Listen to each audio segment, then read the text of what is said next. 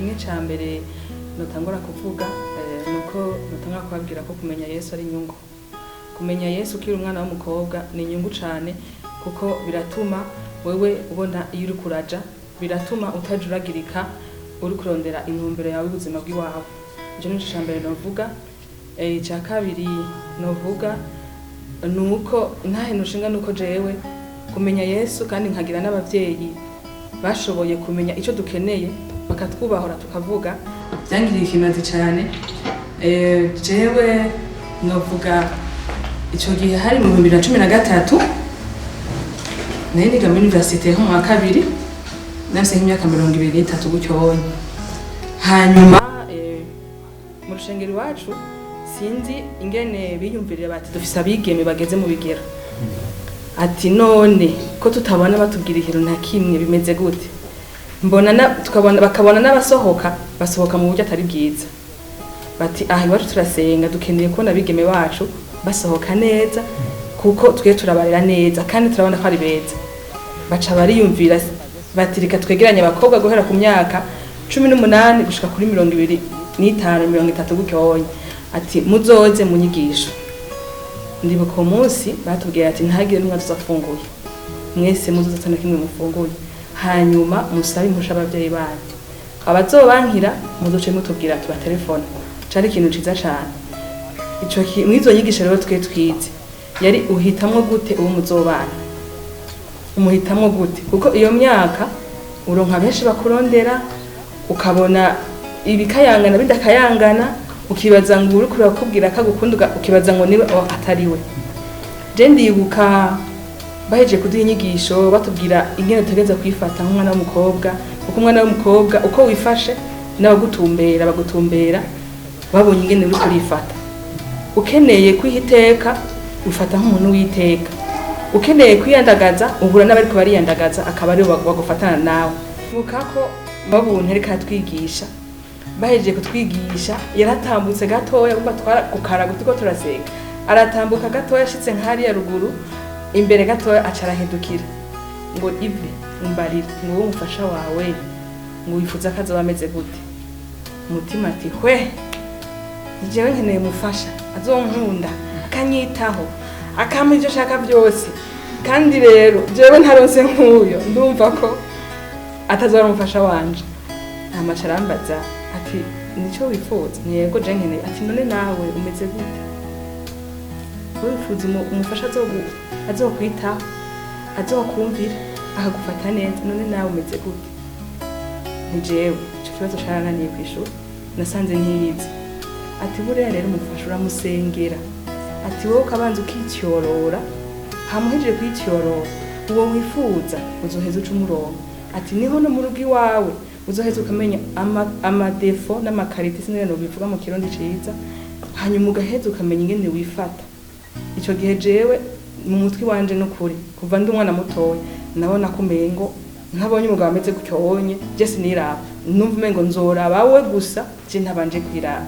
Ico kintu rero cyarankoze ko cyane kuko naciye nisuzuma mbega ameze gute, nigenza gute, nkeneye umufasha ameze gute, ko nkeneye umufasha ameze gutyo nigenze gute.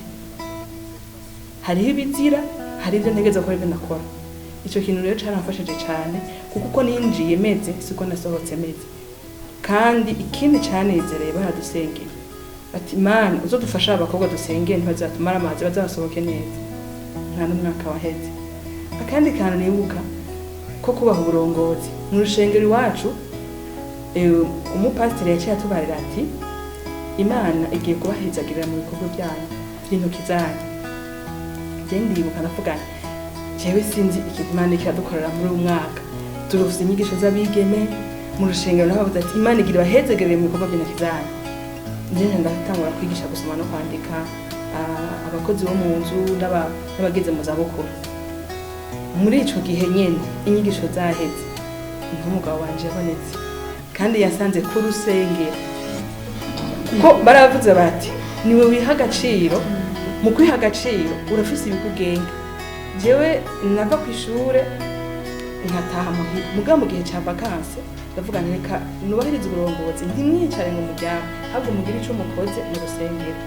Nca ntangura kwigisha ntanguye kwigisha ndavuga nti rero muri ya mavaleur batwigisha nanje 18 ans nzoba ndi mu rugo nta kwiyerereza nta mwana w'umukobwa yiyerereza ni kuvuga twaheza kwigisha saa 11 na nusu 18 ans nabashitse kuhaya umufasha wanje mu kumurongo nabwiye ni jewe ndigisha gushika saa 11 na nusu ni kuvuga iyo minota 30 niba utazuka kuri eglise wacu nzobona kuko saa 12 nzwa ndi mu rugo nukuri ayo masaha arashitseko naho nyera vuga ati ndangira eglise dirosha hiyije je ndahaza aho hantu uzomfashije unsanga kuri ndahamurangira arahaza ndavuga nti nashaka kumva yuko rero jewe umugabo nasengeye ariwe kuko nakurikije iby'uburunguzi bwangiye batwigisha mu gikorwa cyo mu rushengero hanyuma kandi ugira ibikugera kuko iwanje nifuza ko azonsanga ngaha mu isengero kandi ko nyine byagenze jewe ishimwe numva ntogaragariza nuko abari nyuma yanje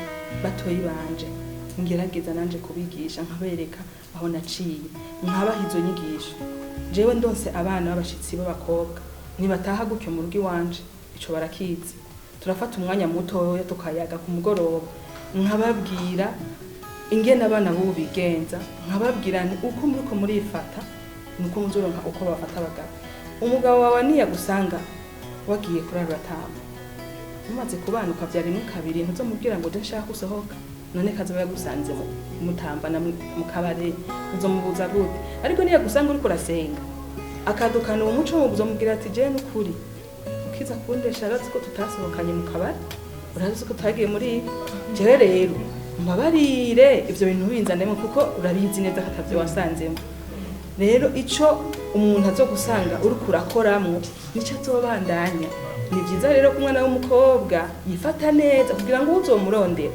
azogira ico atinya nanje ndashima Imana kubona izi nyigisho kuri izo nyigisho zatubaye ko ico gihe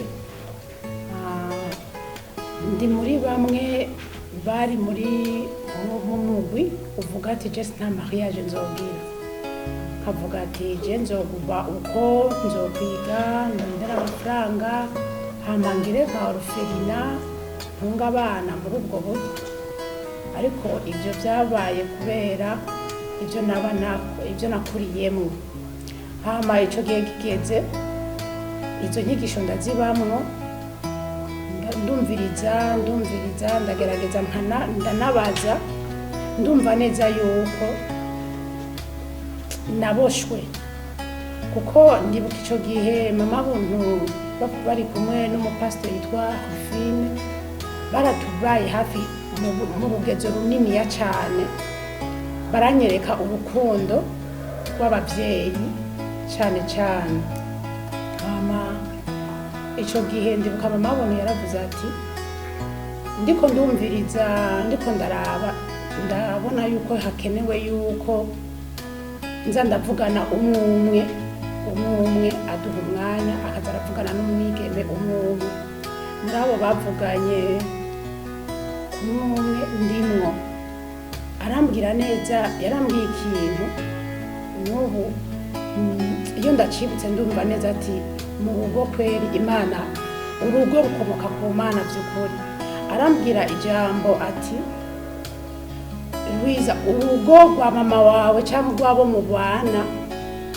ntiruzosa nk'urubi wawe kandi umugabo w'iwawe ntazobasa n'uw'ubundi ati urashobora gusanga uri mu bundi buzima utari kuriyumvira ubu ugasanga uri mu buzima bwiza cyane kuko uri mu mugisha wawe Imana yagusezeraniye arabivuga ndumva byagutse muri jewe ndabifata ndabisengeramwo aransengera avuga ati ndazi ejo cyangwa hirya ejo uzoza kunshingira nta yuko ibi ndakubwiye ko ari iby'ukuri baransengera ndumva neza yuko bifashe cyangwa muri ubwo buzima mu nyuma candaronka uwo tubakana kuko nakunda gusenga nkaguma mu bikorwa by'Imana acaza ari umuntu nawe akunda gusenga ngiye kuraba kuva ico gihe ambwiye uko n'igihe tumaze kubaka nukuri ndashingira nahe mama abona ko ivyo yambwiye ari ivy'ukuri urugo rwanje ndarushimira Imana umugabo wanje n'umugabo akunda Yesu avuga ati by'ukuri Imana yaranyiguriye umugore. Icyo noshinga intahe mu byo twize icyo gihe, ndashima Imana yuko icyo gihe twakoze ayo masengesho y'iminsi 3 kandi twarararayo. Icya mbere cyanyigishije nuko muri uko gusenga yuko umuntu ufatira ikintu ari umutwaro ugifatira umwanya ukacicarira, atari icyo gufatira akanya gatoya. Rero icyo kimwe cyaranyigishije cyane, gufata umwanya ugasengera ikintu. Ikindi kigira kabiri twakiriye muri izo nyigisho byanyigishije cyane, twari dufise abigisha batwigisha, twari dufise Pasteur Rufina ariko aratwigisha. Rero hari igihe wiga inyigisho mu buryo butandukanye. Yarafise umwe yatwigishije inyigisho, arazana televiziyo nka materiel didactique, arazana televiziyo, aradushiriramwo udufilme dutandukanye. Hari ibintu rero byankoze ko cyane mu buzima, usanga abana b'abakobwa kenshi baja mu bintu batazi ibyo bariko barakora ibyo ari byo. Yaradushiriyemwo filme itwereka y'umwana w'umukobwa bidakunze ko yizigama agatwara inda, bajya bashobora gukoroza inda ku kwezi kumwe. Iyo uyikoroje bakatwereka umwana ukungene bameze ku mezi 2, ukungene biba bimeze ku mezi 3, ukungene bameze ku mezi 4, ku mezi gushika ku mezi 9, ukungene umuntu abakoze icaha gikomeye cyane. Akimwe byatumye ntinya cyane ku buryo ko n'ubu n'abakobwa ndabibabwira nkabwira ati umuntu mu kuvuga ntibazi umuntu abayishe urupfu umuntu rubi cyane. Hari aho yatweretse muri ako gafilme umwana ageze ku mezi 6, inda igeze ku mezi 6, ko benshi usanga abakobwa bazikoroza zigeze ku mezi 6 kariho zitanguye kuboneka. Bakatwereka iyo riko uwo mwana bariko barakurayo uwo mwana, umva ko aramupfira mu bakamukura, mukabona bariko barakwega, bakweza akaboko, ugasanga bariko barakwega bakweza akaguru. Umwana no kuvuga ngo afurufuru kubera umwana arashwanyagurika agashwanyagurika. Ivyo rero barabitweretse kuburyo ko nabo twari turi kumwe kumbure bashobora kuba baraguye muri ico caha, bagize agahinda cyane. Harabaye umwanya abantu bararira cyane muri uwo mwanya, bumva koko hari igihe umuntu akora ibintu mu kutamenya. Byabaye icigwa gikomeye cyane muri uwo mwanya, kuburyo ko baca badusaba ati muri hagati muri mwebwe umuntu wese ashobora kubazi yuko, kuko hari igihe abakobwa bakorora inda abavyeyi ntibabimenye, bikamenya uwayikoroye n'uwo yagiye kuyikoroza ko canke ivyo yakoze. Baca baradusaba rero ati uwo bizoshikira ayo biba byaramushikiye aze arondera akanya, arondera umukozi w'Imana amusengere. Rero ico mu nyigisho kimwe caranyigishije cyane cyane. Nk'impanuro nobaha abigeme bariko baragendera muri ivyo cambere, bomenya yuko ari ubwicanyi, n'ubwicanyi butagira izina, kuko ubibonye ubona ko ari ubwicanyi burenze kuniga umuntu canke n'ubwicanyi burenze ubibonye. Rero cyambere akamenya ko bakoze icaha cyo kwica, kandi umwicanyi nyene ntazoja mu ijuru. Bo baba bakwiye kuvyihana, kuko batanavyihanye ni vya bindi yo bagiye mu ngo usanga bibakurikirana, ugasanga barabaye mu ngo. Kubera n'ijambo ry'Imana tubwira igihe Kayini yica mwene wabo Abeli, amaso ya Abeli yagumye atakamba, ugasanga baraye mu ijoro badasinziriye canke ntibabibwije ukuri abo bubakanye, bigatuma bibaviramwo ubugumba canke ibindi bitandukanye. Kuko hari uwo nigeze kubishingira intahe, yari umunyeshuri twigana, casanga yari yarakoze ico caha co gukoroza inda. Rero n'ubu arubatse ntararonka umwana, mugo nagumye ndamubwira ati nutihana canke ubwiza ukuri umugabo wawe, umenye ko no musari dusanga bikuzibiye kugira ngo mushobore gushika ku mugisha wawe. Rero hari ab'Imana igirira ubuntu iyo bihanye, bagira ubuntu bakihana, bakaronka izongo bakamererwa neza. N'abandi bica bicika kubera iki batihanye ngo basaba imbabazi. Gikuru cambere rero nuko bihana bakamenya ko bakoze icaha, kandi bakazonabwiza n'ukuri abo bubakanye, baramutse babaronse ibyabashikiye bakira abakobwa. Ikindi cyane cyane nako ndavuga muri izo nyigisho, mama buntu yatubwiye gutanga ibiganiro, kuganira n'abantu, kuko nabo bakobwa twari turi kumwe ico gihe twica no kuko usanga abavyeyi batakuganiriza. Umwana akaguma ngaho akarinda kura, agakora n'ivyo vyaha, mugabo agatinya kuko umuvyeyi wiwe kumbura kara canke atamwugurukira. Ugasanga nk'ivyo rero kuba twe twagiriwe ubuntu abapastori nabo bavyeyi bacu bakatuba hafi, byaratumye abantu baronka umwanya bakabugurukira, bakababwira ubuzima bwabo. rero nosaba abigeme bakaza babigurukira naho ubwo umuvyeyi wawe yoba akaze canke bagize ikintu vyiza kuganira na mama wawe ko bafise byinshi yabonye ikindi naco ukegera abakozi b'Imana bakagufasha.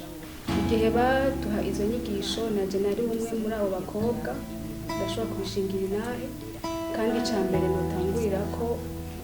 notangura gushimira mama buntu Imana imuhezagire cyane kuko twarafashijwe nongera nshimira cyane na Pasteur Rufi yarakoze kwitanga.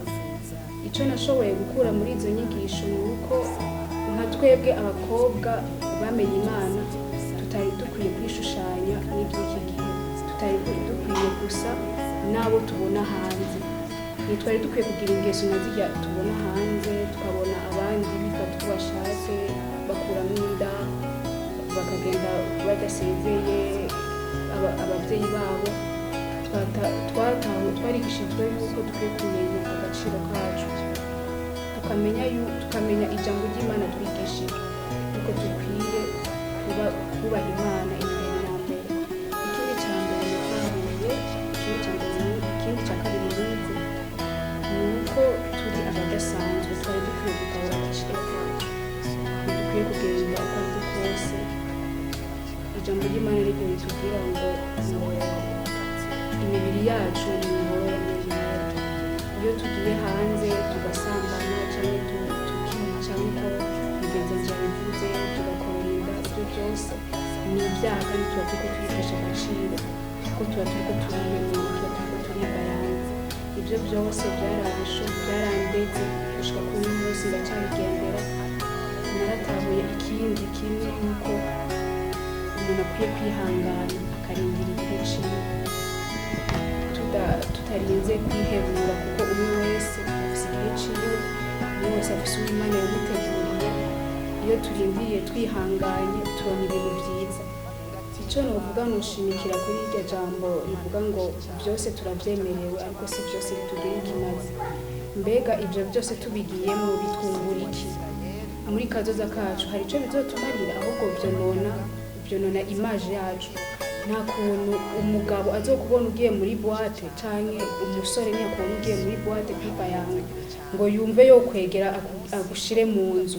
Bisaba yuko abona yuko ufise indero nziza, abona yuko warezwe neza. Nimba turi abakobwa bakijijwe dukwiye kurerwa mu ijambo ry'Imana, dukwiye kuba mu rusengero tukitwararika ivy'ubwami bw'Imana kuko ibindi tuzovyongera.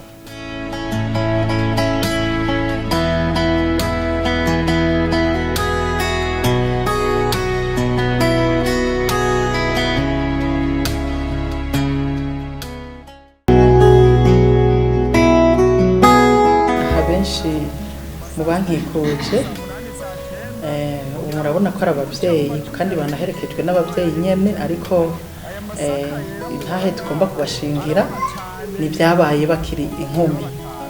Rero mu ishengero ry'iwacu niho twahereye, n'icyo gikorwa cyabereye. Twarabayeho dufise abakobwa benshi, mbere batinda baraba benshi hamwe umengo barasumbye abasore. Hanyuma tubona bariko barakura, tukabona umwaka uraheze atawugize ubukwe, kandi dufise abakobwa benshi kandi beza nkuko namwe mubibona, murabona ko ari beza, ariko tukabona ntibagira ubukwe. Hanyuma icyo gihe rero haza umutwaro mu mitima yacu yuko twokwicara nabo bakobwa tukicara hamwe tukaganira, tukumva impamvu batarongogwa, impamvu atababashima, kuko twabona ari beza cyane ariko ntitubona abasore baza kuba dusaba. Byasaba rero ko twicara hamwe kugira ngo tubanze tuganire. Burya rero ukuri ukumenyera mu kuyaga canke kunashirira mu kuyaga. Hanyuma tumaze kwicara turaganira, dusanga rero hari byinshi usanga abo bigeme barimwo canke ibyo baciyemo canke aho bakuriye byatumye badashobora kubaka ingo zabo hakiri kare.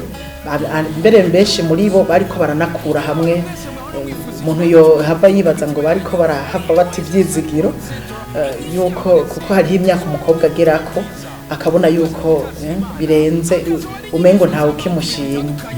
Rero turicara turaganira, mugabo cyane cyane ko harimo no gusenga kugira ngo tubibwire Imana, ariko twarabanje turanaganira turabaha umwanya baratubwira, hama dusanga biva kuri byinshi bitandukanye. Icya mbere hariho abenshi batari bashoboye kuja kubaka ingo zabo kubera babohwa n'amashengero barimwo, ugaca usanga abari mu ishengero umengo ntiboja kubaka ingo zabo ahandi. Hanyuma dusanga nacyo cyari kimwe mu bibaboha.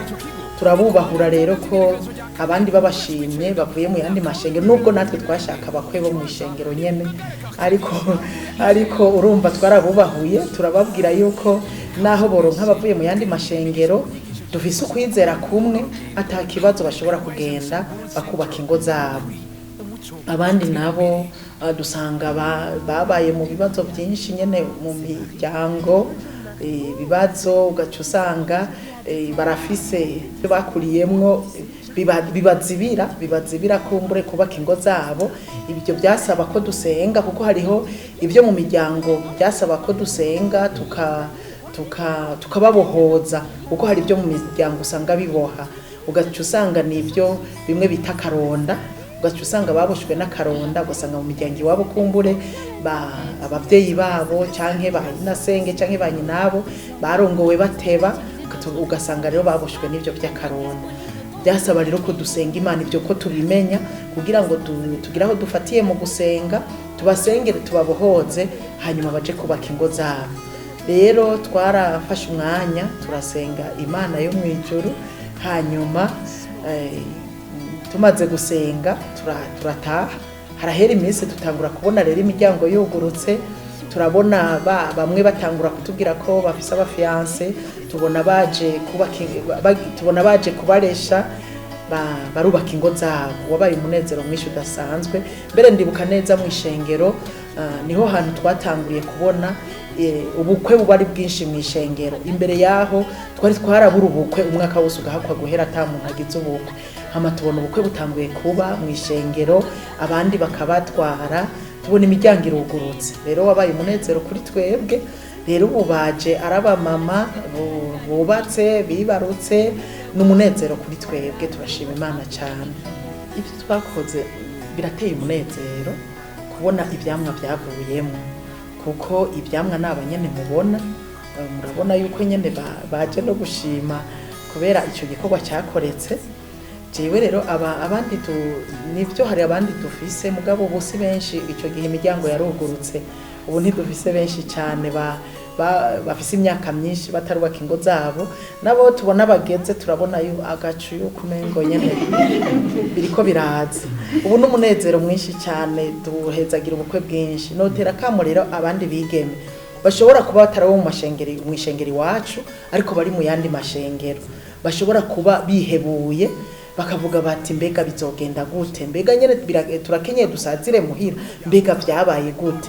Twobatera kamo yuko icyambere bo kubahuka bakavuga, bakarondera abavyeyi babakurira, barafise abavyeyi bakuze mu mashengero yabo, abarongozi baba mama, barafise abapastori baba mama, bashobora kwitura bakababwira ingorane bafise, uko babayeho, bakabaganirira. Ariko kandi no hanura n'abavyeyi mu mashengero kugira ngo nabo bababe hafi babaganirize. Babamaze kubaganiriza bazokumva ingorane bafise, hanyuma bashobore kubasengera. Ariko n'abigeme biyugurure bavuge, berega babiri barutumwe, kuba ari nko gutanga umutwaro, babiri barutumwe, hanyuma bagashigikirana n'abavyeyi, hanyuma bikagenda neza.